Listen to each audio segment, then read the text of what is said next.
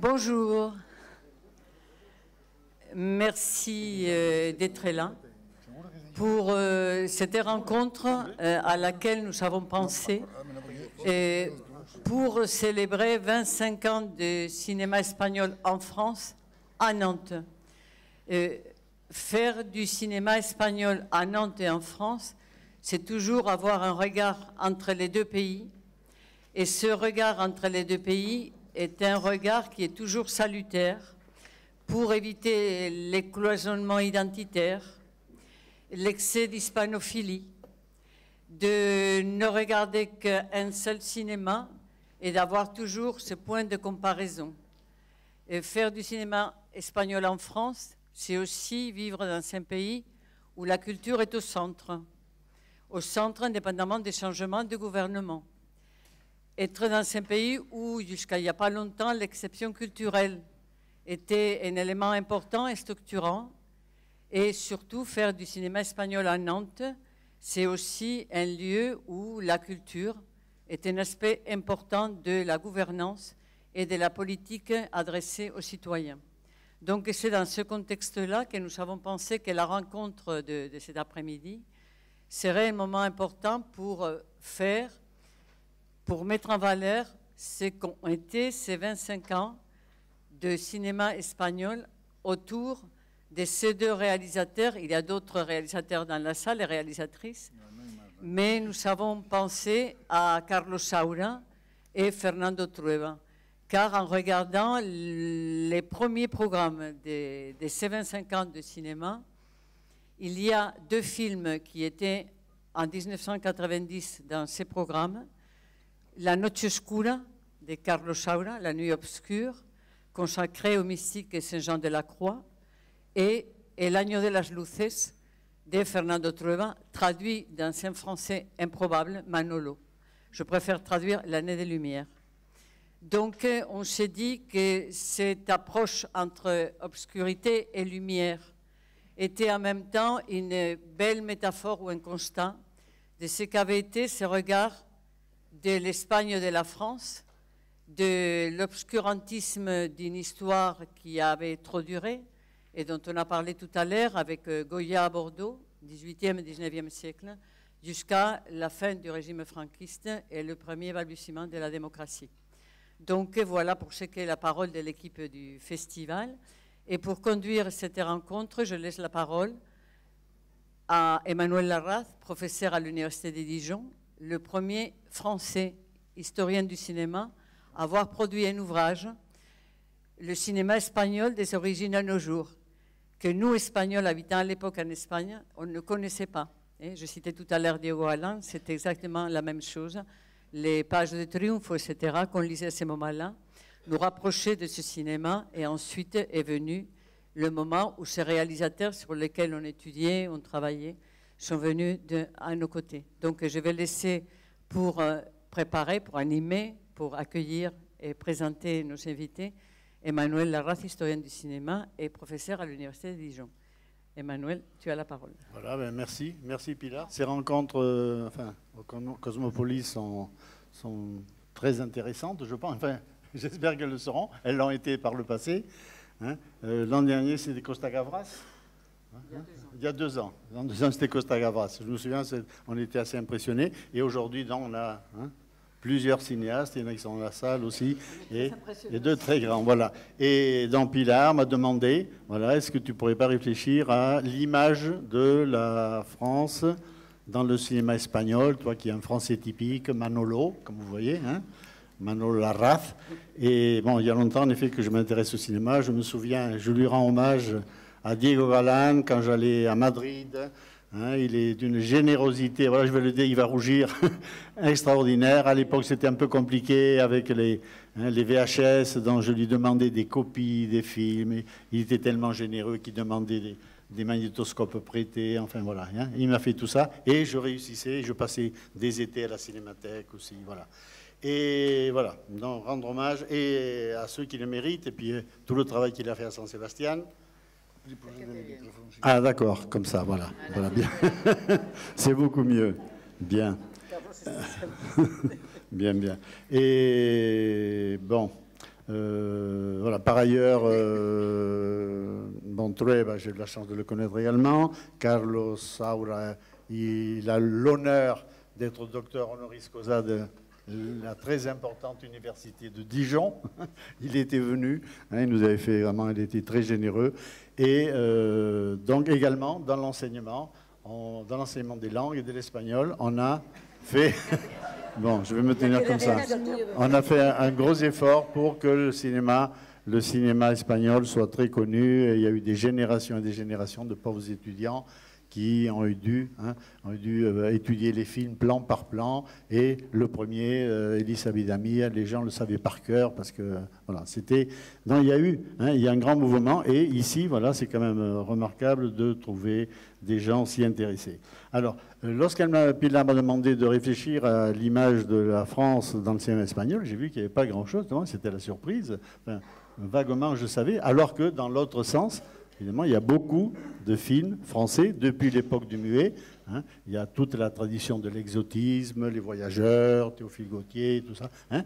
L'Espagne était le pays exotique et il y a plein de films sur les gitans, hein, les toréadors, puis hein, beaucoup de films sur l'Espagne en tout cas. Par contre, en effet, il y a peu de films sur la France dans le cinéma espagnol. Et l'une des raisons, c'est probablement une profonde antipathie, hein, un sentiment très contraire à la France qu'il y a eu, surtout dans la droite espagnole, hein, contre les Français, qu'on appelle toujours, les étudiants me l'ont confirmé il y a quelques jours, gabachos. Hein, un mot qui est très méprisant. Et j'ai amené ce livre parce que, voilà, nous avons lu beaucoup le roman de Lydie Salver, Ne pas pleurer, vous voyez, hein, les gens qui sont intéressée par la culture espagnole, et Lydie Salver, dans ce roman, il est très intéressant, donc sur une jeune espagnole qui en France avec sa mère, hein, elle rend hommage à Georges Bernanos, hein, et également parce qu'elle dit que ça a été sa grande surprise de découvrir un catholique français qui critiquait, disons, les franquistes. Et Bernanos a écrit cela à Palma de Majorque en 1937, et il a failli être exécuté lui-même. Voilà. Et également, ce qui m'a fait beaucoup plaisir, c'est que Lydie Salver dit aussi que Claudel, le grand, entre guillemets, Paul Claudel, hein, en France, on oublie souvent de parler des poèmes qu'il a écrits à la gloire de Franco. Donc je vous lis, hein, à la page 133 des grands cimetières sous la Lune. J'en ai parlé hier à la FNAC, mais ça me semble vraiment intéressant. Hein, Bernanos écrit en 1937, « Voyons, il n'est pas un seul Français ayant séjourné plus de 6 mois au-delà des Pyrénées qui puisse ignorer la haine séculaire des droites espagnoles, hein, particulièrement de l'armée et du clergé pour notre pays. » Voilà. Donc, hein, il y a eu cette haine de la France à cause de 1808, hein, l'invasion de l'Espagne par les troupes de Napoléon, hein, et la haine des Français et la haine de ceux qu'on a appelés les afrancesados, hein, ceux qui avaient assimilé les idées des Français de la Révolution française. Voilà. Et c'est là-dessus qu'on pourrait parler, disons, certains cinéastes espagnols sont des afrancesados, ce qui est très mal vu dans certains milieux en Espagne. Et je pense qu'il y en a deux ici, puis Diego Galán est très afrancesado, je sais aussi. Donc on va leur demander qu'a représenté, qu'a signifié la France pour eux dans leur carrière. Voilà. On pourrait commencer par là pour que ce soit eux qui parlent. Je dirais quand même, avant de leur passer la parole, que le plus grand afrancesado des cinéastes espagnols, c'est Buñuel, évidemment. Hein. Buñuel, qui avait déjà appris le français avec des religieux français. Lorsqu'il était enfant, il parlait français avec son accent, hein, aragonais. Buñuel, et ensuite il est venu à Paris en 1925, des surréalistes, enfin, hein, une grande partie de son œuvre est française, mais elle est très espagnole, évidemment. Donc, je pourrais commencer peut-être par Carlos. Tu nous parles de, voilà, de l'influence de la France dans ton cinéma. Et vous avez vu, bon, puisque les Afrancesades, je peux encore parler encore un petit peu. Vous avez vu Goya en Bordeaux, certains. Et évidemment, là, il y a Goya, il y a Buñuel et il y a Saura. C'est très intéressant. 3 Aragonais, hein, évidemment. Et Goya en Bordeaux, il apparaît comme un afrancesado, hein, quelqu'un qui a été influencé par les idées libérales. Dans la première partie du film, il dit bien qu'il est fasciné par ces idées, par ces gens qui essaient de faire changer l'Espagne. Et après, hein, lorsque c'est Goya vieux, eh bien, il est un peu déçu parce qu'il se rend compte que, évidemment, les Français, bon, ils ont aussi été des... Ils n'ont pas tenu toutes leurs promesses, disons. Voilà, donc, ça, voilà, Carlos. Bon, moi, je crois que Fernando il parle mieux que moi français, mais j'ai fait un effort, non? C'est un thème compliqué hein, pour moi, hein, parce que j'ai étudié français dans tous les baccalauréats et je parle très mal français, c'est horrible, non? Je ne sais pas pourquoi. Hein. Et ma mère, qui est concertiste de piano, pianiste, elle a étudié en France, à Paris. Elle est assez afrancesada, comme tu dis, non? C'est que pour moi, la France, jamais elle est un pays ennemi, parce qu'en Espagne, c'était une idée, à partir des Pyrénées, ça c'était notre monde, non? Surtout dans le franquisme. Et c'est vrai, non? Parce que je me souviens, quand je suis jeune, la première fois que je peux sortir d'Espagne, c'est à partir de que j'ai fini le service militaire, parce que c'est impossible pour nous sortir d'Espagne avant, non? C'est interdit complètement. Mon frère, il travaille déjà comme peintre à Paris, etc., non? Et la première fois que je suis à France, c'est parce qu'il y a un raconte qui s'appelle Premier raconte hispano-américain et philippine, à Montpellier, non? Je me souviens, non? Et que je suis allé avec la sœur de Buñuel, un Conchita Buñuel, et pour moi c'est un peu la découverte de France, de la France, qui dans ce moment era complètement différent de l'Espagne. Je me souviens qu'immédiatement qu'on change l'automobile, no? Et la voiture, no? Et pour la route française, c'est un merveille, tout est formidable, no? Qu'en Espagne c'est tout comme ça, no? C'est déjà un grand surpris. Il y a un ordre qu'il n'y a jamais en Espagne dans ce moment, donc tout paraît qu'il est très bien. Bon, c'est la première sensation. Et la possibilité de connaître l'œuvre de Buñuel, que c'est un aragonais, que c'est ami de ma famille aragonais, inclusive, non? Et pour moi, c'est une grande découverte de Buñuel, vraiment, non? Et à partir de ça, j'ai fait tout l'effort possible pour être ami de Buñuel, non? Bien. Mais mon rapport avec France, c'est surtout parce que tous mes films que j'ai fait avec Elias Querejeta, à partir de la chasse, ils sont distribués en France pour un distributeur français formidable, il s'appelle Tony Molière, je me souviens, non? Et déjà, c'est la coproduction immédiatement, non? La relation entre... C'est pas que j'écris sur la France, non, mais j'écris sur l'Espagne, mais qu'immédiatement, mes films, ils sont traduits en français, j'arrive à Paris pour faire la version française, etc., non? Et la folie, c'est ça, quand je fais Cria Cuervos, c'est horrible, non? Parce que tout le monde chantait « pourquoi t'es pas ?» C'est horrible, pour moi c'est la catastrophe, parce que quand je prends l'avion d'Air France à Madrid, immédiatement que j'arrive dans ce moment à l'avion, il me dit « ta, non, s'il vous plaît, por favor, non ?» Bon, ça c'est une relation vraiment intime avec la France, la plus intime.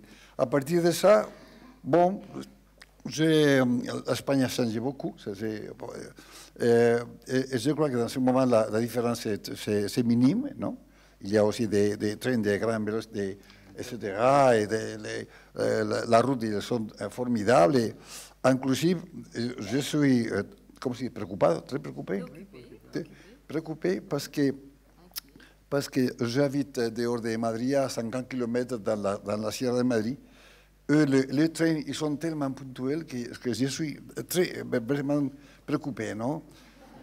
Parce qu'ils sont à 9h04 chez les trains.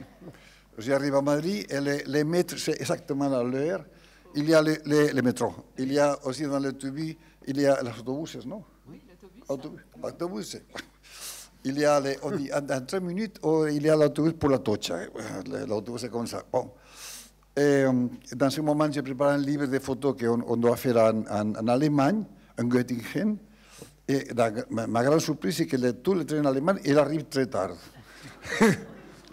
Vraiment, je dis, non, c'est pas mon pays, non, c'est une chance incroyable, non.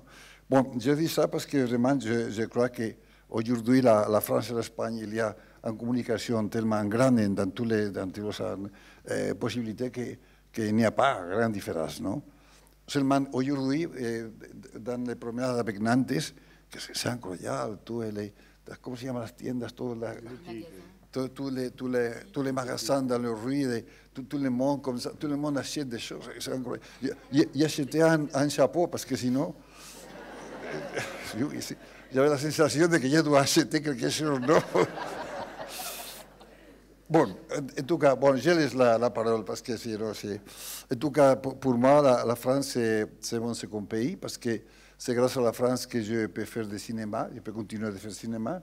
C'est grâce à la France que mes films ont marché dans le monde entier. C'est grâce au Festival de Cannes, surtout, la première fois que mes films ont des prix qui m'ont permis de continuer des films parce que sinon, jamais j'ai continué c'est impossible pour moi de faire des mondes de un film. Bon, un moment.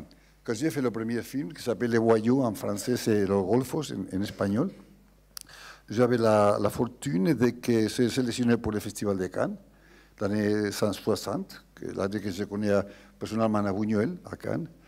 Et quand je suis dans le Festival de Cannes, en Espagne, on m'a coupé presque 15 minutes de film, non?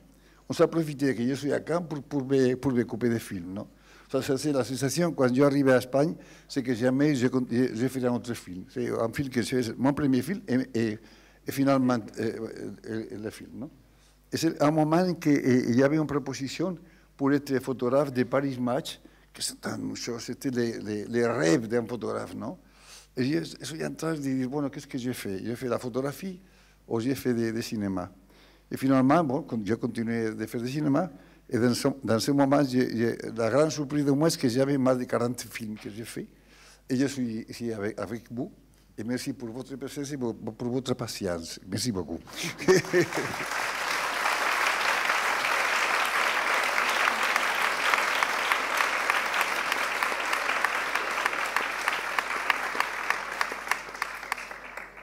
Bien, merci Carlos. Donc, il y aura des interventions. Donc, Fernando Trueba, il est un petit peu plus jeune que Carlos. Et je sais qu'il connaît bien la culture française et même les chanteurs. Hein, un certain Georges, que nous sommes beaucoup à aimer. Et bon, je lui laisse la parole pour qu'il parle de sa relation à la France, Georges et Robert, enfin voilà, vas-y. En écoutant Carlos, je me rends compte que c'est un peu, une histoire, c'est le contraire, parce que c'est des histoires d'amour avec la France. Dans le cas de Carlos, c'est la France qui a beaucoup aimé son cinéma, son travail. Donc, il a eu la première grande reconnaissance internationale en France et tout ça. Donc, c'est un amour dans une direction. Dans mon cas, c'est le contraire. C'est moi qui ai un grand amour de la France, pas la France de moi. Donc, c'est bien parce que c'est un certain contraste, non? C'est des histoires, non? L'amour, ça va dans des directions des fois opposées. Moi, je dois beaucoup à la France, dans ma formation, dans ma vie, parce que la culture française, la littérature, la poésie, le cinéma, la chanson, comme tu dis, ça a été, dans ma formation, ça a été central. Je dirais même que je suis plus imbué, c'est dit imbué, imprégné de la culture française que de l'espagnol. Normalement, je lis plus en français qu'en espagnol. Donc, je connais peut-être mieux l'histoire de France que l'histoire d'Espagne. Ça c'est assez grave, hein? Ça c'est assez grave. Eh? C'est grave, c'est grave. Que eso es muy grave. C'est grave, si. Mais c'est vrai que j'ai eu, dès que j'étais enfant, j'ai une vocation qui était d'être déserteur. Ah, Non? d'accord. D'être apatride. Ça, je comprends.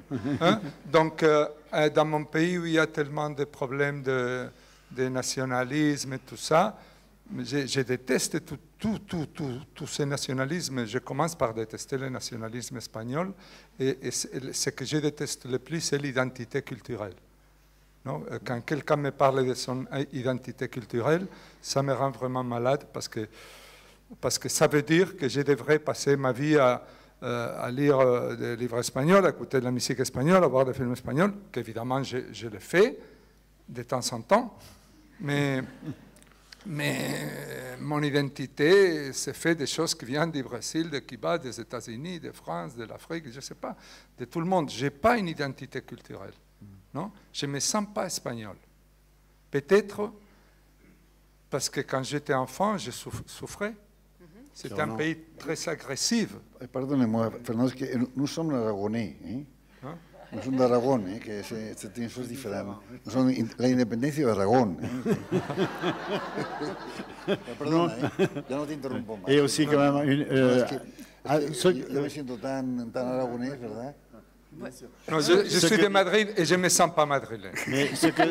Voilà, Des fois, quand je me hein. promène à Rio de Janeiro, je me dis, c'est ici que je vais mourir, que j'aimerais mourir dans cette ville. C'est-à-dire, je n'ai pas un amour pour l'Espagne spécial. Ou en tout cas, je n'ai pas plus d'amour pour l'Espagne que pour la France ou le Brésil ou Seattle. J'adore Seattle. Je pourrais vivre là. Très bien. Dans les années 30, en France, il aurait été taxé de cosmopolite, et c'était une insulte très grave. Donc tu serais cosmopolite. Oui. Terrible, c'est terrible. C'est-à-dire, Mais bon, on l'a quand même reçu. Être afrancesado, c'était une insulte. Et moi, on me disait tout le temps, pourquoi tu aimes tellement la France, le français, pourquoi tu lis tout le temps en français, non? Et comme je ne parlais pas l'anglais quand j'étais jeune, je parlais le français. Je découvrais même la littérature américaine, des choses de tout le monde, je les découvrais à travers le français. Donc le français, pour moi, ça a été une espèce de porte qui m'a ouvert vers le monde. Non? Donc c'est vrai, je suis un afrancesado, ça a été, mais je trouve que c'est un amour pas correspondu. Hein? Bon. Maintenant, je l'ai dit, mais je l'ai dit sans aucune amertume, hein, ni tristesse, ni rien. Non, non, c'est un amour pas correspondu, c'est bien. Peut-être ça dit quelque chose du bon goût des Français. Bon, donc le sens de l'humour existe toujours, voilà. Hein, l'humour n'est pas interdit. Bien. Je ne sais pas, Pilar, je voudrais peut-être ajouter une phrase que j'avais lue de Fernando Trueba dans une interview qui était faite par les Cahiers du cinéma il y a déjà plusieurs années. Il y avait des articles sur le cinéma identitaire, cinéma de tel pays, etc. Et à la question du journaliste des Cahiers sur le cinéma espagnol, je me souviens, Fernando Trueba avait dit « Moi, je suis citoyen du cinéma ». Et je me rappelle que tu finissais comme ça. Et je pense qu'on t'avait présenté ainsi, et je crois la première fois où tu étais venu à Nantes, citoyen du cinéma. C'est bien. C'est vrai, c'est une chose qui disait Renoir, Jean Renoir. Il disait il faisait la différence entre les frontières verticales et les frontières horizontales. Il disait que les frontières verticales sont des frontières imaginaires, artificielles entre des pays pour nous faire lutter les uns contre les autres, et pendant que les vraies frontières, c'était les frontières entre ceux qui ont des choses et ceux qui n'ont rien, non? Ce sont les différences de classe. Et il disait, j'ai plus de choses à parler avec un metteur en scène américain qu'avec, je ne sais pas, un pêcheur français, non? Parce qu'on a plus de choses en commun, non? À cause de ça. Donc, quand je dis je suis un citoyen du cinéma, c'est vrai, que j'ai des amis partout dans le monde qui, la plupart du temps, sont des gens du cinéma parce qu'on partage beaucoup de choses.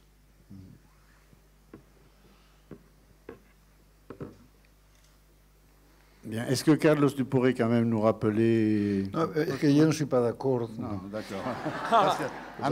En Aragon, c'est différent. O sea que, non, je crois que chaque personne, il est dans un endroit, et il a une culture, il a la famille, il y a quelque chose, non, que c'est très bien, non, respecter ça, et quelquefois, inclusive, la culture de ton pays, c'est une culture fondamentale para la vie, como Buñuel. Buñuel est un expert dans toute la littérature espagnole, aussi naturellement français. Parce qu'il y a une chose que dit Fernando, je ne suis pas d'accord. O sea, une chose, c'est que mes films, ils sont projetés en France, et autre chose, c'est que j'aime beaucoup France. Il n'y a pas de contradiction. Attention, hein. Il n'y a pas de contradiction. Non, presque tu as dit ça. Non, mais tu as dit contre ça. Non, attention. Je suis jaloux. Bueno, en tout cas, d'accord, nous, dans ce moment, tous sommes des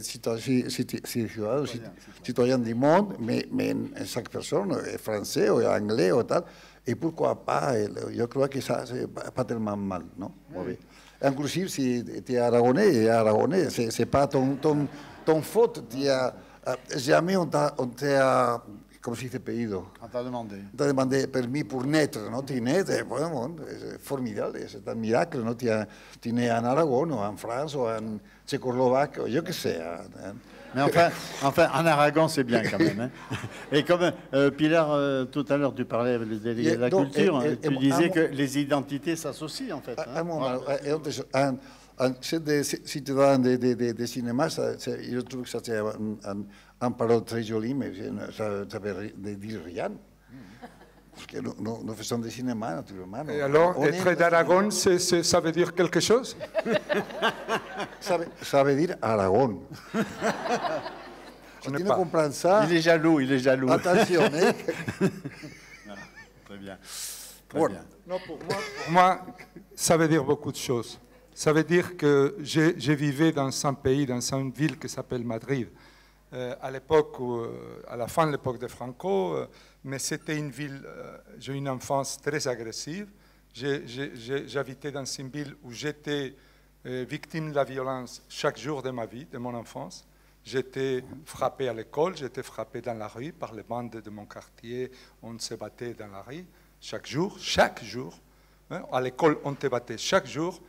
Et à la maison, on te battait presque chaque jour. Pas tous les jours, mais on peut dire 50% des jours. Donc, tu grandis dans cette violence et tout à coup, un jour, tu découvres un autre monde, tu découvres une évasion de la réalité à travers les livres et à travers les films. Non? Et en réalité, je suis vraiment... j'ai abandonné mon pays. C'est-à-dire, il y avait la réalité qui était quelque chose d'hostile et il y avait l'art qui était quelque chose aimable. Je voulais appartenir à ça. Je ne voulais pas appartenir à la ville à laquelle j'habitais, à la culture, à l'école, à mon quartier. Je ne voulais pas. Donc, je n'ai jamais éprouvé un minute de ma vie la nostalgie de mon enfance ou de ma jeunesse. Au contraire, j'ai toujours été très content d'avoir abandonné ma jeunesse, mon enfance et tout ça. C'est un territoire auquel je ne veux pas rentrer pour une seconde. J'ai aucune tendresse, peut-être de ma mère, ouais, ou de jouer avec mes frères, mais c'est tout. Ça finit là. Et donc, j'embrasse le cinéma comme une passion, comme quelque chose de nouvel et quelque chose qui te fait vraiment partir de la réalité vers un autre monde. Donc, c'est un monde qui raconte des histoires, c'est un art qui s'ouvre dans le monde parce que tu es entré dans un film tchèque et tu voyais le rue de Prague, j'adorais le film tchèque quand j'étais jeune, tu es entré dans un film africain et tu étais en Afrique ou dans un film américain. Donc vraiment, j'ai demandé le passeport du cinéma. Non? Et je me considère, j'affirme vraiment, ce n'est pas seulement une phrase, ce n'est pas des jolies paroles, pour moi, c'est quelque chose de réel, quelque chose de matériel qu'on peut toucher. J'ai une question. Par rapport à ce que tu viens de dire, alors qu'est-ce que représente dans ta filmographie le film Belle Époque? Par rapport à ce que tu viens de dire. C'est pas exactement ce que tu veux. Mais dans ce que tu viens de dire par rapport à l'éloignement de l'Espagne, de sa culture, etc., qu'est-ce que représente Belle Époque par rapport à ce retour, le film Belle Époque, par rapport à ce retour vers l'Espagne des années 30, etc., etc. Tu sais, je ne pense pas que mes films soient des films historiques ou des films réalistes. Oui. Belle Époque, c'est un peu... Il y a toujours certains éléments historiques ou certains éléments de la réalité, mais Belle Époque, c'est un peu un conte de fées. Non, c'est une espèce de célébration de la vie, c'est une fête, c'est un chant à la sensualité, à la liberté, à l'amitié, à beaucoup de choses, mais si on le prend comme un film réaliste sur l'Espagne, tu te rends compte que ce n'est pas vraiment ça. Non, si tu veux faire vraiment parler de l'histoire d'Espagne, des années de la République et tout ça, c'est mieux que tu écris un livre ou tu fais un film plus réaliste, un documentaire, je ne sais pas quoi. Belle Époque, c'est une autre chose. C'est-à-dire, tu peux utiliser à un moment donné de l'histoire, mais pour faire cette espèce de chanson. Belle Époque, c'est une chanson. C'est curieux parce que quand on me demandait, à l'époque de Belle Époque, on me disait des fois, qu'est-ce qui t'a influencé pour faire ce film?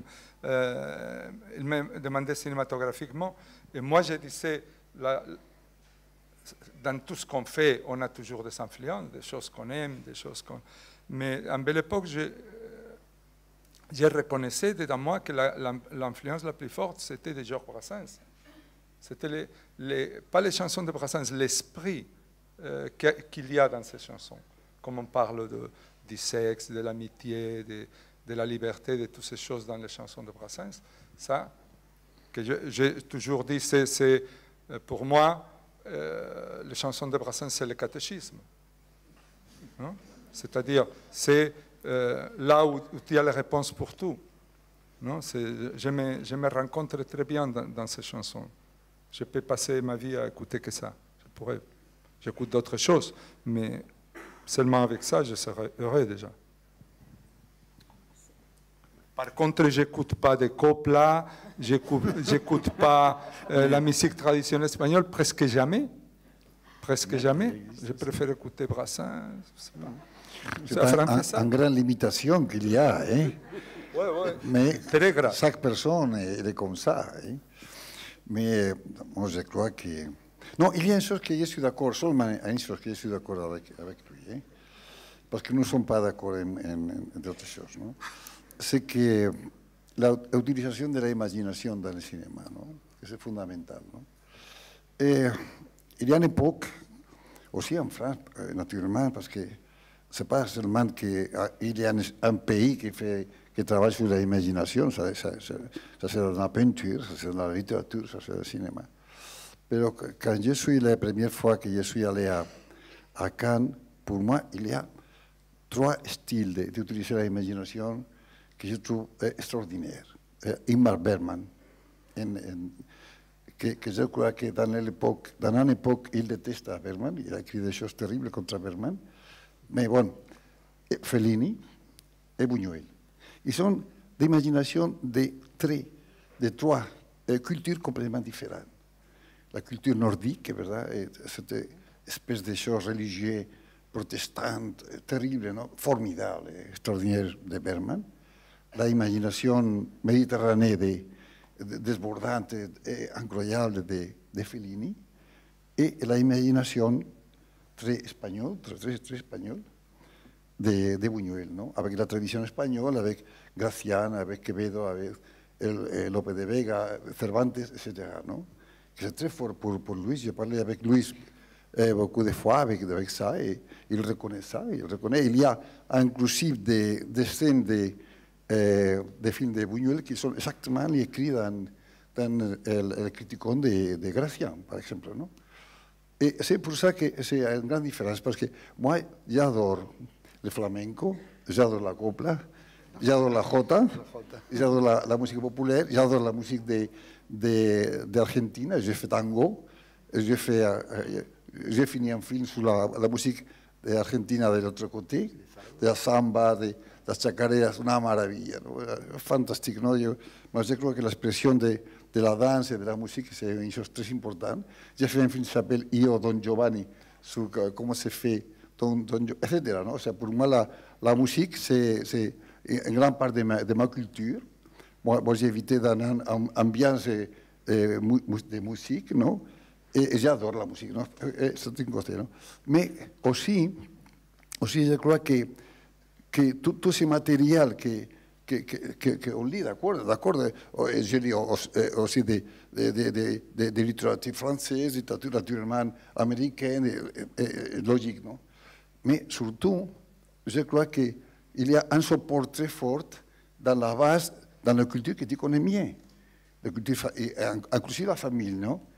Moi, je pense que la famille espagnole, j'ai fait des films surtout sur la relation de la famille, non?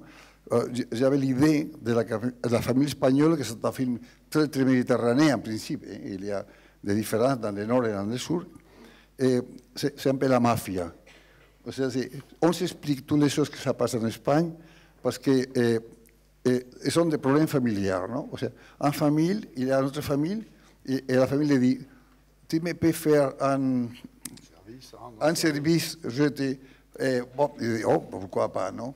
Et immédiatement, l'autre famille dit, comme je t'ai fait ce service, tu me peux faire un autre service? Il dit, oui, naturellement, non? Et ça commence à être une espèce de corruption, ¿verdad? de familiar, y de hecho, la mafia siciliana, que tiene, en parte es española y aragonesa. Qui en partie est Attention. espagnole et aragonaise. Sí. Y ellos, el padrino, y es la mafia y la familia, o sea que... Bueno, la mafia, c'est la famille. Et yo, estás hablando en español, ¿eh? Ah, perdón. O sea que yo creo que la familia mediterránea c'est la naissance de toute la corruption qui existe encore en Espagne, ¿no? En des autres pays, ¿no? En Grèce, etc. ¿no? Moi, je trouve qu'elle est formidable, ça, qu'il y a vraiment une relation de la mère, del père, no sé, en Italie, ¿no? La grand-mère italiana, una maravilla, ¿no? Y en Espagne aussi, ¿no? J'avais una tía, ¿cómo se dice? Une tante. Que, avec un petit enfant, que c'est su nieto, debía ser, ¿no? Nieto. Y le prend, y le muerden el culo, como se dice. Le mord dans les fesses. Ay, niño, ay. Dice, ay, cómo te quiero, ¿no? Comme je t'aime. Y luego decía una cosa genial. Decía, y a mí me sale la leche de las tetas. Et moi, il y a le lait qui me sort de la poitrine. Alors que c'est la grand-mère, bueno, hein, en fin, no, dont il parle. Bueno, es otra cosa, vale. Parle d'autre chose, là. Fernando, lorsque tu parlais de ton enfance, le monde du cinéma, est-ce que ça ressemble un peu à Truffaut? Il y a quelque chose qui ressemble à ça? Non? Truffaut, ça a été un peu ça aussi? Ou ça te semble une comparaison saugrenue? Non, chaque famille, c'est différent. Chaque famille, c'est un endroit. Truffaut, il y avait ces problèmes qu'il ne connaissait pas son père, il ne se sentait pas aimé de sa mère. Bon, ça, c'est Truffaut.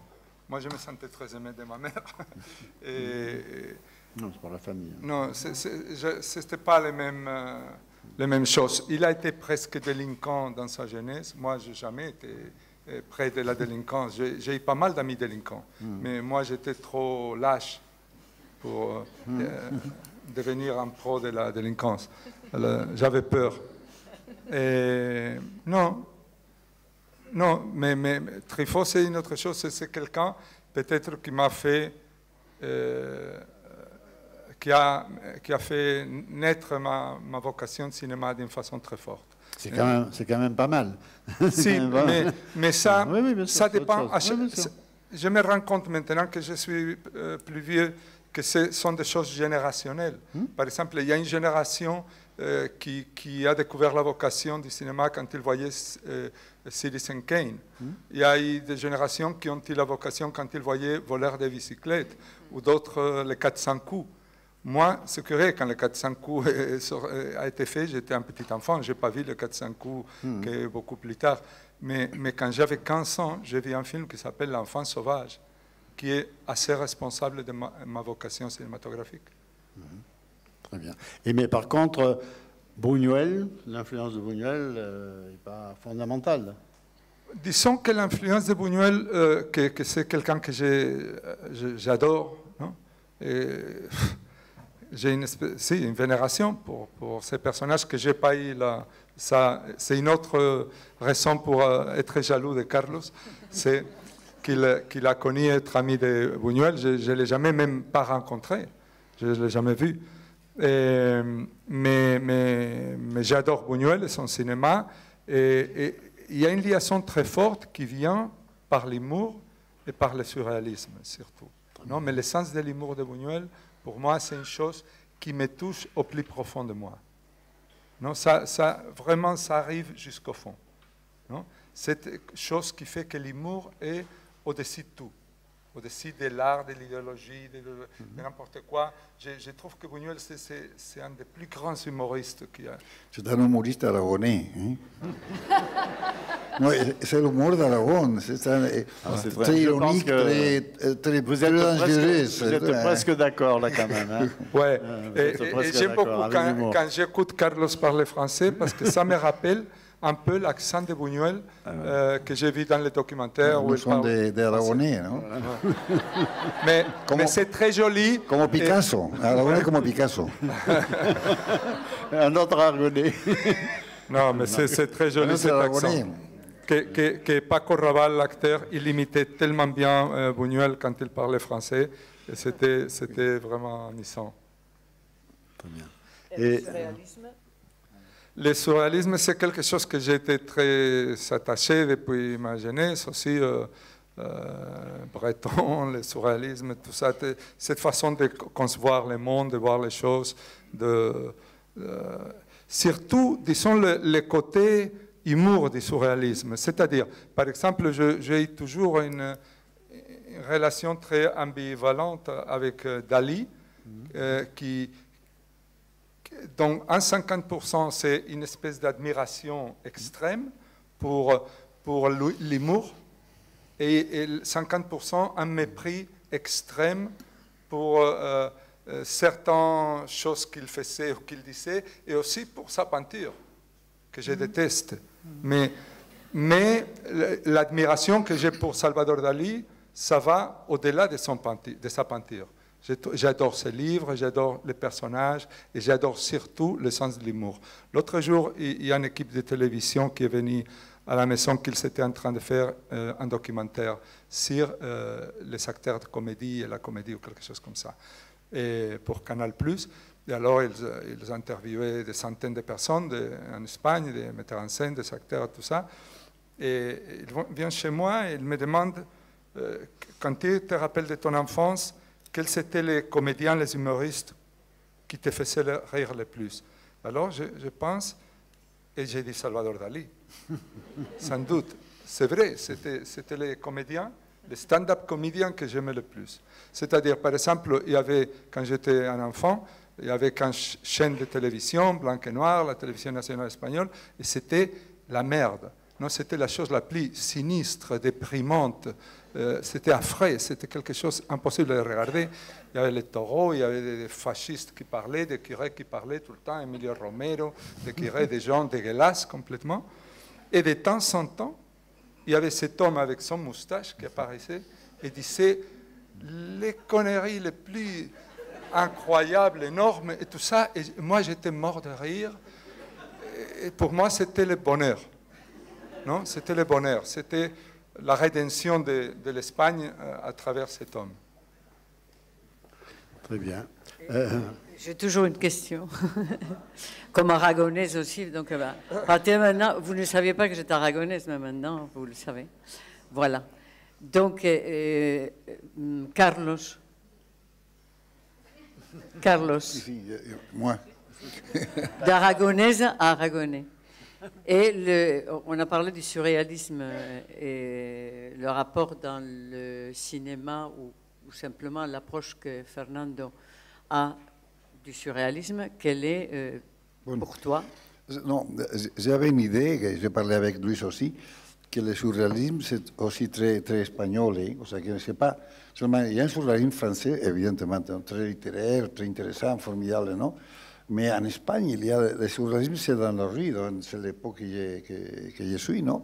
Et aussi Jean-Claude Carrière, un ami formidable écrivain, non? Quand je travaillais avec lui avec un film en Mexique, il me dit, c'est vrai, que le surréalisme, c'est dans la rue de Mexique. O sea, c'est pas une chose, c'est une grande invention, non? Ça existe déjà.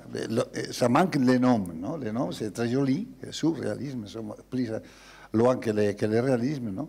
Et je suis d'accord avec ces définitions, parce que je crois que la réalité, le costumbrisme, non? Dans le cinéma, ça, je dis, c'est une chose très dangereuse que je dis, je le sais, non? Ça ne m'intéresse rien, non, pour le moment. J'ai fait des films très dans la rue, très concrets, non? De temps en temps, j'ai besoin de descendre de l'imagination et de descendre à la rue, non? Pour faire un film très concret, non? Mais je crois que le cinéma, tout le monde qui travaille dans le cinéma connaît que le cinéma est fantastique pour travailler sur le monde de l'imagination, le jeu de l'état, les possibilités qu'il y a, ce que tu crois que va passer, ou le passé inclusive, non? C'est formidable pour ça. Je crois que c'est le moyen formidable, inclusive, dans mon opinion, plus loin que la littérature, non? Parce que c'est concret, non? C'est une idée surréaliste. Hein? Les surréalistes disaient bien que le cinéma est, comme vous savez, hein, les images sont capables de traduire le rêve, la succession des images. Et il est vrai aussi dans beaucoup d'écrivains, il y a cette idée que les Français sont très forts pour mettre l'étiquette.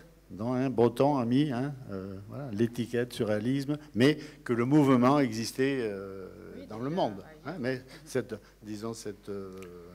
façon de privilégier l'imagination, les associations insolites, et puis l'influence de la psychanalyse, de Freud, hein, quand même. Là, je viens de lire un article récemment, on a découvert, entre guillemets, que Dali, Buñuel, Lorca, ils lisaient tout de suite, parce que ça aussi, l'Espagne n'a pas toujours été à la traîne.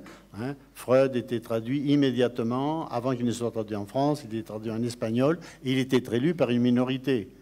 Donc voilà, c'était juste des petites approches. Et il faut dire que Dali, il correspondait avec Freud. Ils sont interchangés quelques lettres. Il a rendu visite. Ouais. Moi, j'ai pensé... C'est vrai ce que dit Carlos, je suis totalement d'accord que finalement. Non, je suis totalement d'accord que le surréalisme espagnol, que le surréalisme français, c'est plus littéraire.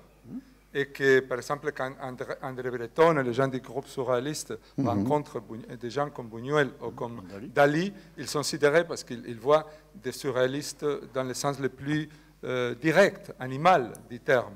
Ce n'est pas un surréalisme élaboré, cérébral, mais au contraire, c'est un surréalisme vécu. Non? Et c'est curieux que le pays final de Buñuel ait été le Mexique, qui est vraiment, c'est un pays surréaliste. Si on peut dire, il existe un pays surréaliste, si on peut dire ça serait le Mexique.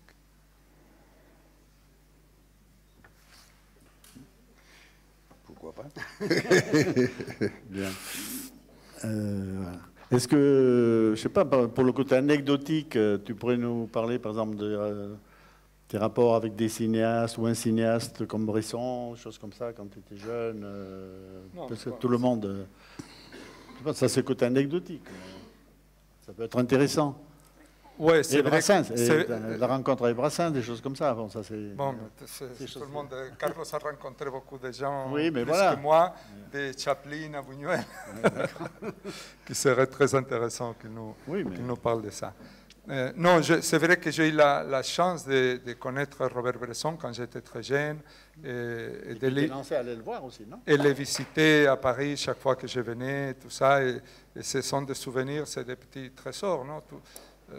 J'imagine pour Carlos les rencontres de certains grands artistes qu'il a rencontrés quand il était jeune, pour moi, je ne sais pas, les rapports que j'ai pu avoir avec Bresson ou plus tard avec Billy Wilder et tout ça, ce sont des choses qui comptent beaucoup pour moi. C'est des moments comme des petits trésors dans la vie. Non? Des fois, quand tu te dis, bon, ce qui a mérité la peine de passer un certain temps ici, alors ce sont des choses qui pèsent dans le côté positif. Non? Que vraiment, tu te dis, bon, je te rappelle de tous ces moments, de toutes ces conversations tellement spéciales. C'est très beau, c'est des souvenirs incroyables. C'est bien. Et bon, Carlos, il a parlé de Buñuel, je sais pas, Chaplin. Rencontrer quelqu'un comme Chaplin.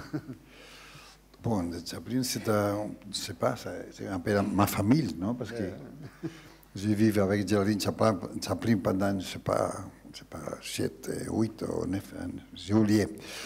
Non, je peux raconter une chose très curieuse, c'est qu'il y a un journal français, je ne me souviens quel, qui dit que Geraldine Chaplin, il vit avec un playboy espagnol qui s'appelle Carlos Saura. On comprend que d'autres soient jaloux. Je suis tellement content. Encore une fois. Parce que c'est mon rêve de ma vie, non? C'est un rêve, quelle merveille, c'est un playboy, non? Et la famille de Chaplin, Chaplin est una, non? Il doit penser vraiment que je suis une espèce de chulo, comment se dit ça? Bueno, c'est igual. Playboy, hein? Un playboy, ouais, c'est ça. Et un jour, on a passé permis frappé en Paris. Et la secrétaire de Chaplin lui a dit tu dois voir le film, que c'est un film assez intéressant et tout ça. Bon. Et Chaplin arrive au cinéma, ou va au cinéma. Il aime beaucoup le cinéma. Et a envoyé un télégramme qui dit c'est une des belles films que j'ai vu dans ma vie. C'est une exagération, mais bon. Et l'acteur, que López Vázquez, c'est un des plus grands acteurs que jamais j'ai vu. Je dis ça à López Vázquez. Et à partir de ce moment, je peux arriver à Suisse. J'avais un Rolls-Royce dans la porte. Et avec ça, c'est ma famille, non? Mais c'est à partir du cinéma, c'est curieux un film, que je peux arriver à connaître à Chaplin, à la famille, non? Et aussi à Kubrick, c'est la même chose, non? Stanley Kubrick voit Pépémine frappé, c'est curieux, non? Il m'appelle un jour, il me dit, cette espèce de vanité incroyable de Kubrick, adorable, non? Pour l'autre côté, non? Qu'il me dit, toi, c'est l'unique personne qui peut faire la version espagnole de mes films. Je lui dis, mais enchanté, non? De le faire. Et j'ai fait toutes les versions à partir de Clockwork Orange jusqu'au final, qu'il est mort déjà. Inclusive la famille me dit, non, tu dois faire la version espagnole. Et je crois que c'est l'unique fois que j'ai fait le doublage en espagnol des films. Bon, c'est dit, pardonnez, c'est la curiosité, non? Très bien. Et en plus, Pépémine frappé, si je me souviens bien, c'est un film qui a été présenté à Cannes. Oui, c'est dans des circonstances particulières, non? Ça va jamais se projeter à Cannes. Voilà, c'est ça. Hein, c'est intéressant pour l'anecdote, puisqu'il a été... Tu peux le raconter, peut-être? C'est toi tu racontes mieux. Non, pas du tout. Enfin bon, donc le film devait être présenté à Cannes, et c'est juste au mois de mai, et c'est là que les cinéastes ont décidé, par réaction contre les événements, de supprimer. Alors je crois, mais toi tu l'as vécu. Non, on a tiré des rideaux. Oui, parce qu'on a décidé de retirer le film, parce que nous... j'arrive à Paris avec un Volkswagen Caravana, avec Geraldine, je dors pour la route, etc. On arrivait à Paris, c'est tous les mails de la bagarre dans la rue, incroyable. Non? Mai 68. Oui. Et dans ce moment, on doit aller à Cannes, non? Et on va aller aussi dans la voiture, dans les Volkswagen Caravane à Cannes, et juste que commence la complication à Cannes, et on a décidé avec le producteur de retirer le film, non? Parce que le directeur du festival insistait en projeter le film, parce qu'il ne veut pas que c'est normal, non? Que le festival c'est fini, non?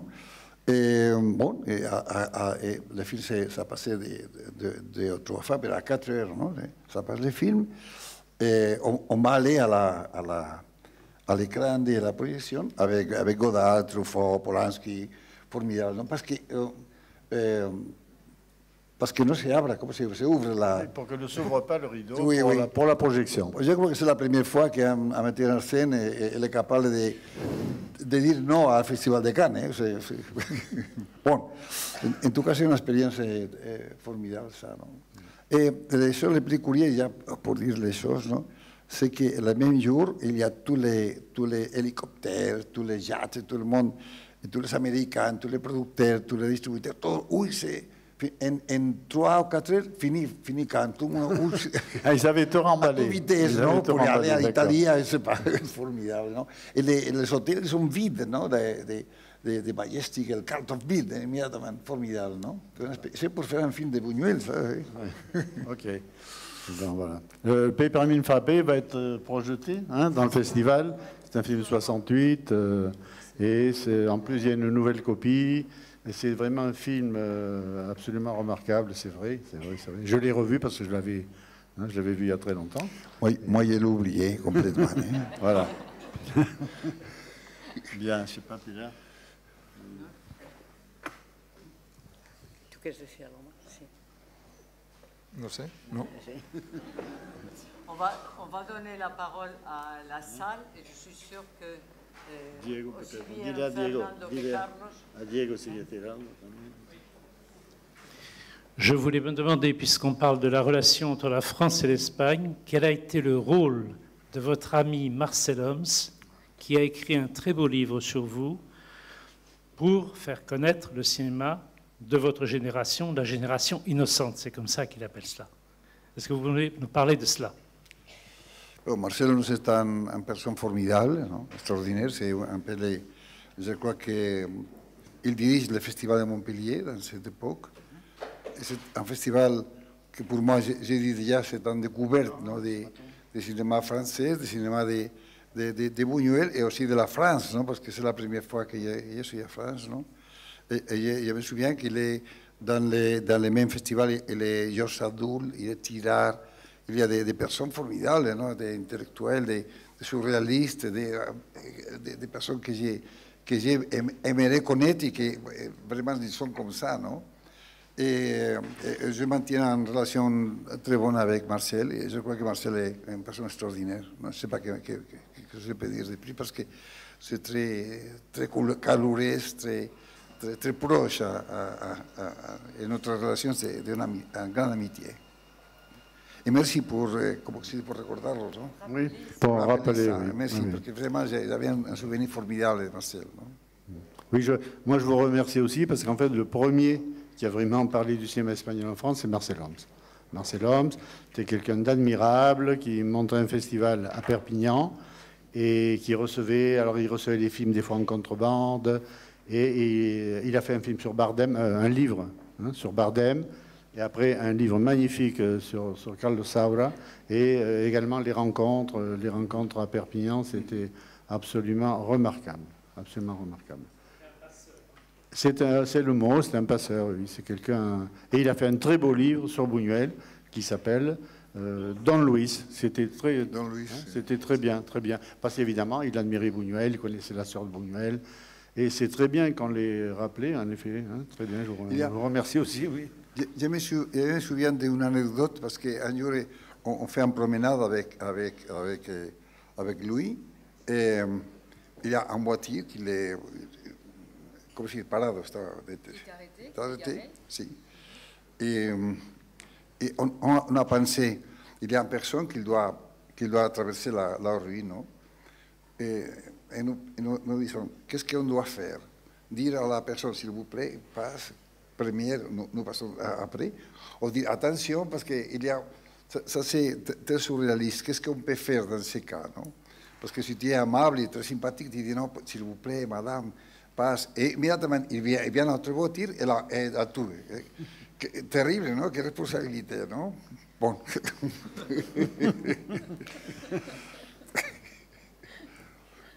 Et Marcel Homme n'était pas aragonais. Hein, il était de Perpignan, mais enfin de cœur. Presque, très proche.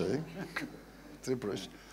Tu as un petit saut à Pyrénées, nous sommes très proches.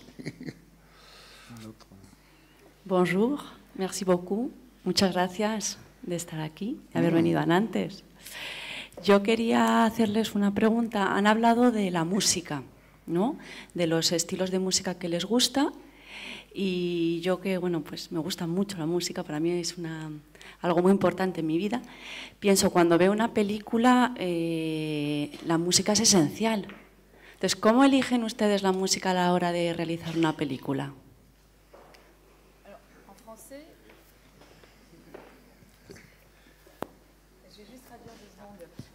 Voilà, pour Madame, la musique est très importante dans la vie, mais également dans les films. C'est essentiel. Et donc, elle voulait savoir comment vous choisissez les musiques que vous mettez dans vos films.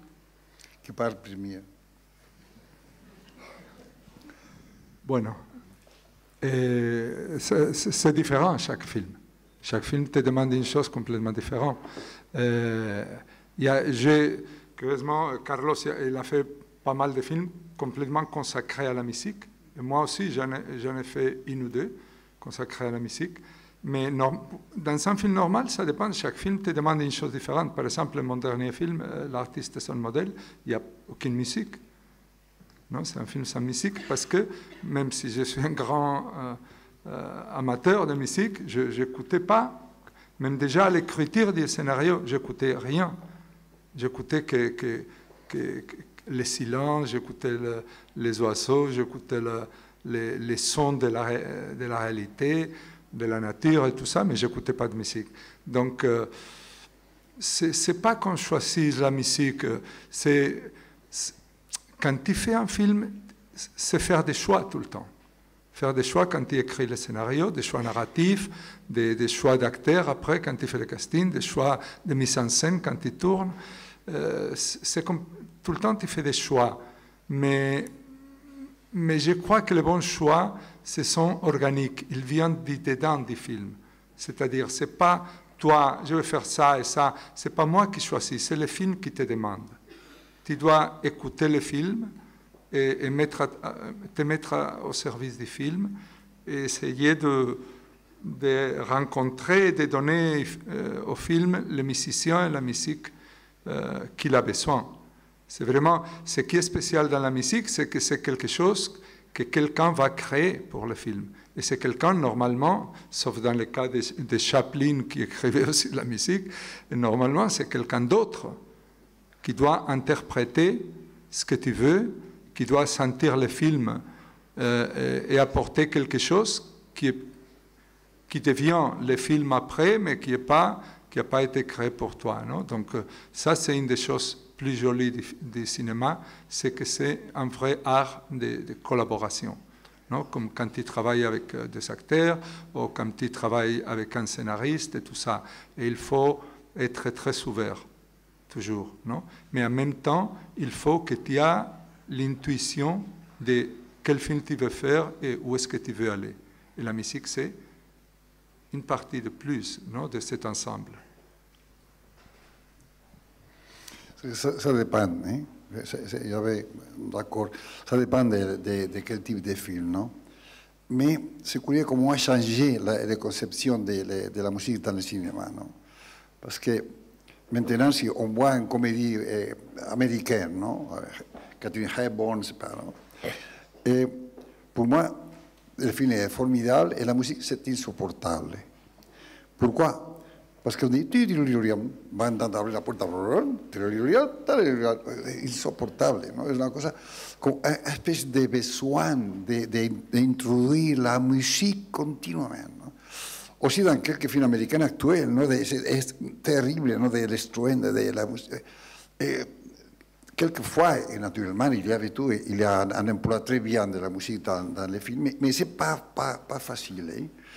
Hein. Je pense que la grande partie des metteurs en scène, il n'y a pas un bon, comment se dit, bonne oreille musicale, non? Bon, il y a une musique, si un qui fait la musique, ça marche, non? Je fais tout le contraire, non? Il y a des films que j'ai fait parce que j'écoutais avant la musique, c'est au contraire de cette chose, non? Inclusive, quand j'ai fait Cria Cuervos, c'est parce que j'ai écouté cette chanson que s'est déjà retirée del circuit, non? Et que j'ai dit un jour, je dois faire un film où je peux mettre cette chanson. Et j'avais des musiques que j'avais cette idée, non? Des musiques que j'aime, que j'adore. Un jour, peut-être si j'ai la possibilité de mettre ces musiques, non? Et quand j'ai fait le film, j'écoutais la Cria Cuervo, j'ai dit c'est parfait pour écrire cette histoire de la petite enfant, de la petite fille, etc., non? Et je vous dis une chose très curieuse. Quand j'ai dit ça à mon producteur, Elias Carejeta, j'ai dit, mira, j'ai trouvé la chanson formidable pour les films et tout ça. ¿Por qué te vas, no? Et Elias écoute la chanson, il me dit, quel horreur! Comment est-ce que dit, jamais, pense bien, parce que c'est une chanson horrible. Bon. J'ai fait avec Géraldine les mêmes choses, j'écoute Géraldine la chanson, il me dit, non, s'il vous plaît, Carlos, non. Non, je n'aime pas cette chanson. Non. Bon. Et je prends une décision. Je dis, bon, peut-être que les adultes, ils n'aiment pas cette chanson, peut-être que les enfants, ils vont aimer la chanson. Non?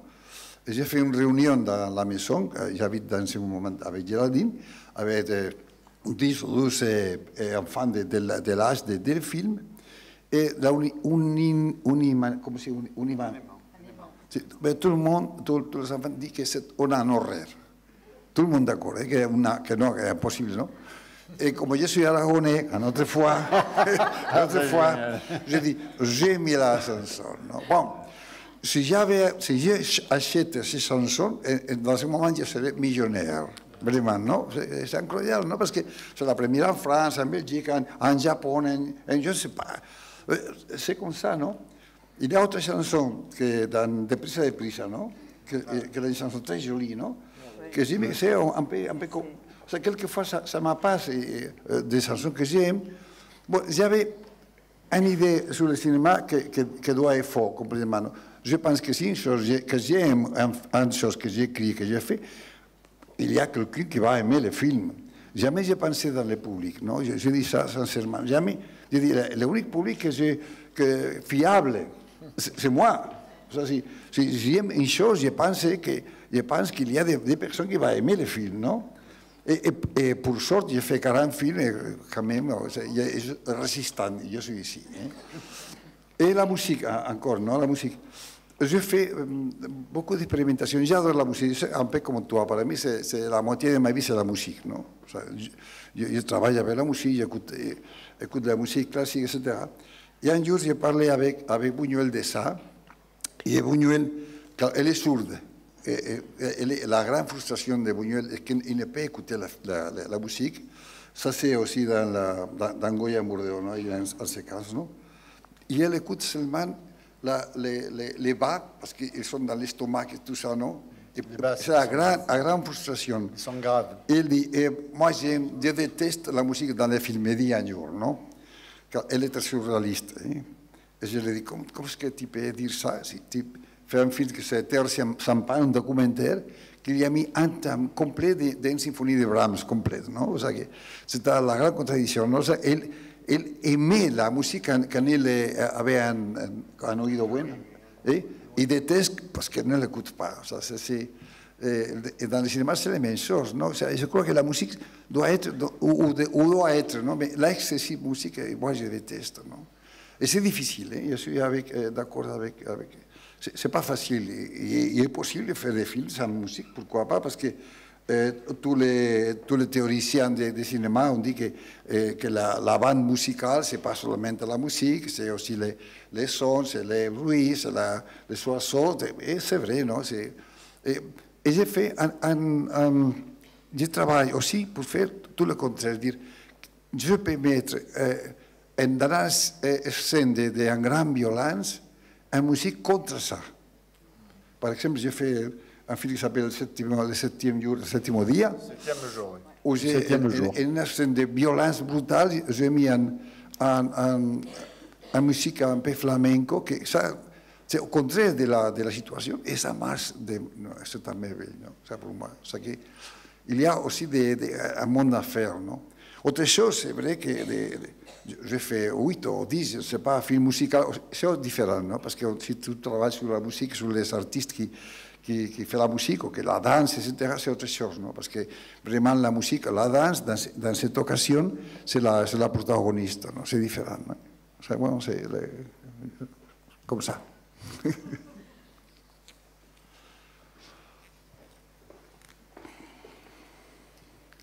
Hola, yo voy a hacer la cuestión en español. Francia es probablemente el país donde más gusta el cine español. ¿A qué creen que se debe ese amor del público francés hacia lo que se hace en el cine español? Gracias. Si me lo preguntas a mí, es un amor compartido. Je vois qu'en France, c'est vraiment l'endroit où ils aiment le plus le cinéma espagnol. Et qu'est-ce que vous en pensez? Justement, vous êtes d'accord avec ça? Comment vous le ressentez? Moi, je crois que c'est un amour comparti, non? C'est comparti, partagé, non? O sea que notre éducation, pas seulement l'éducation de mi amigo Trueba, qui était plus jeune que moi, mais notre éducation, c'est le cinéma français, non? En grande partie le cinéma français et le cinéma américain, non? Parce qu'il y a une autre chose très curieuse. Quand les cahiers de cinéma commencent à découvrir le cinéma américain, nous connaissons déjà tous les films américains qui sont projetés en France, avant. Ça, c'est un miracle. Je ne sais pas pourquoi, dans le franquisme, inclusive dans la guerre, non, on a vu des cinémas américains parce que la compagnie américaine, il veut projeter les films sans importer la politique, non? C'est curieux parce que... La politique leur importait peu, en fait. Parce qu'on écrit des articles très intelligents, très intéressants, non, sur un film américain que j'ai vu déjà avant. Non? C'est très curieux ça. Il y a une interrelation entre France, Espagne, l'Amérique, etc., que c'est très intéressant. Non? Et vraiment, je peux dire que notre éducation, c'est en partie, dans ce part, je suis d'accord avec Fernando, la France est très importante pour nous. Non? Il y a une espèce de relation plus estrecha, plus étroite. Plus étroite, c'est qui pareil, non? Je pense.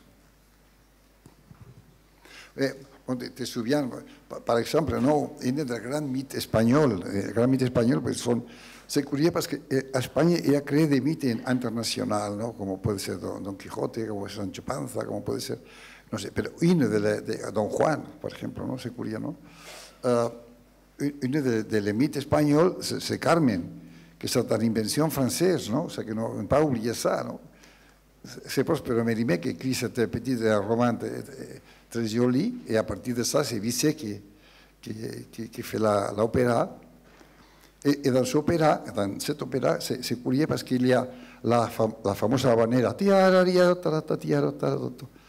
que c'est en espagnol, qui s'appelle Iradier. Et jamais Bizet dit que c'est Iradier qui écrit ça, et que Iradier écrit ça, c'est autre, que s'appelle, si a tu ventana viene una paloma, autrefois, non?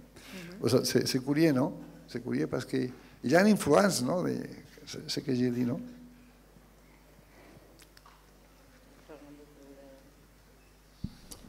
Oui, je ne suis pas sûr, j'aimerais que ce que tu dis soit vrai sur qu'en France il y a cet amour du cinéma espagnol. Je ne suis pas sûr. À Nantes, je suis sûr. Non? Oui, parce que la preuve, c'est ce festival qui, depuis 25 ans, montre le cinéma espagnol avec un amour Viva incroyable. Nantes. Très émouvant. Et le festival. Et c'est vrai que Pilar. Ouais. Et le public. Claro, c'est vrai.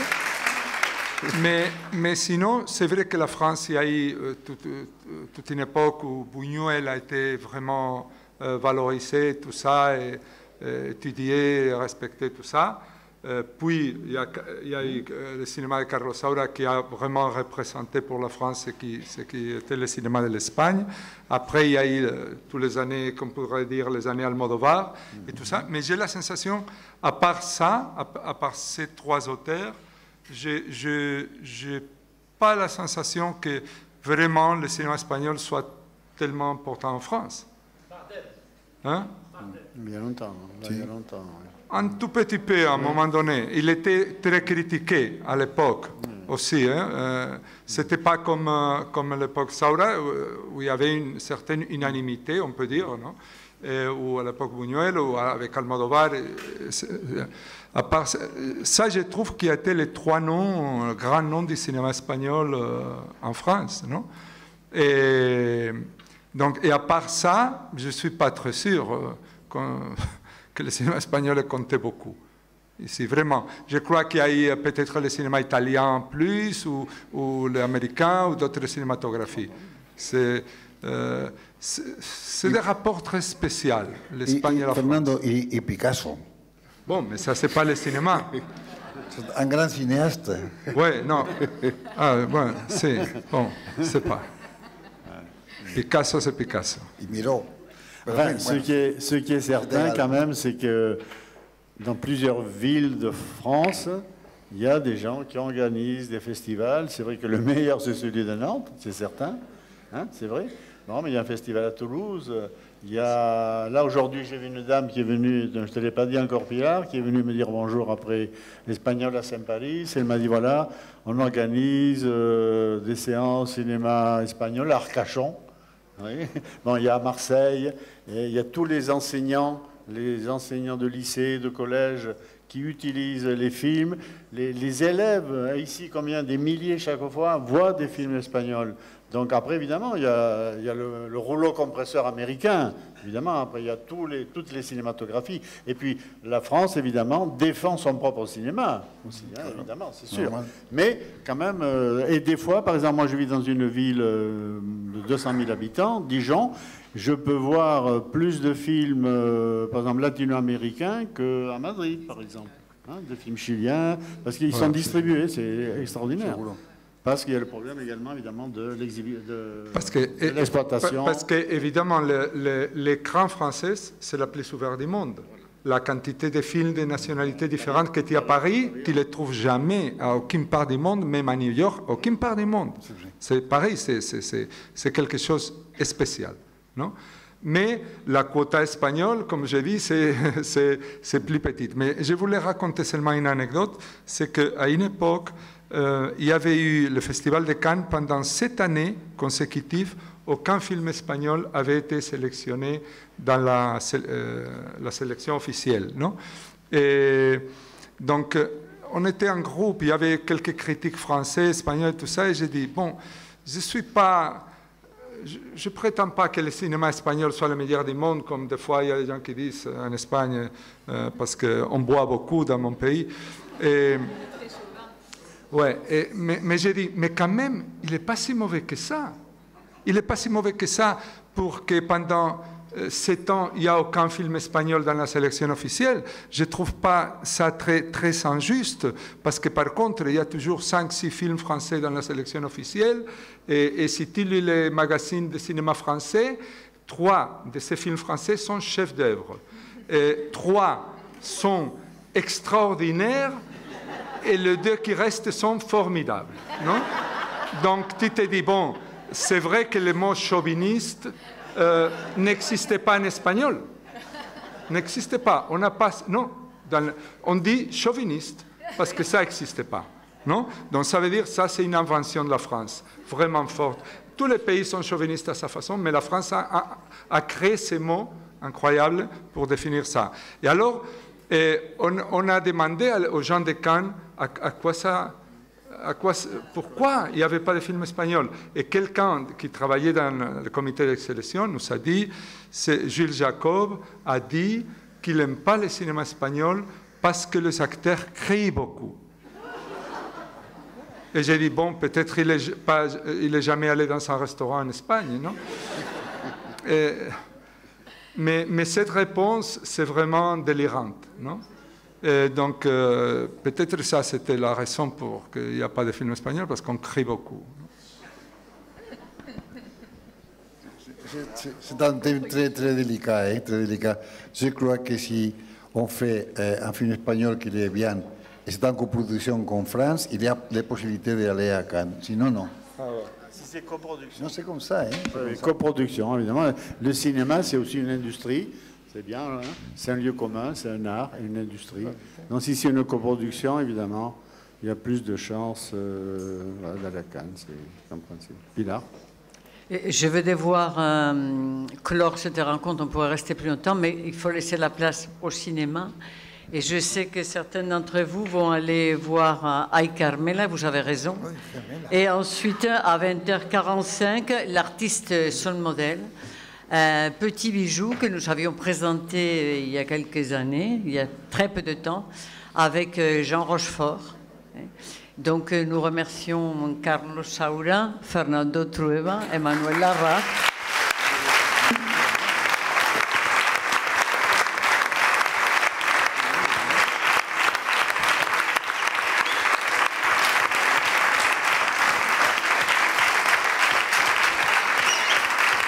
Bueno,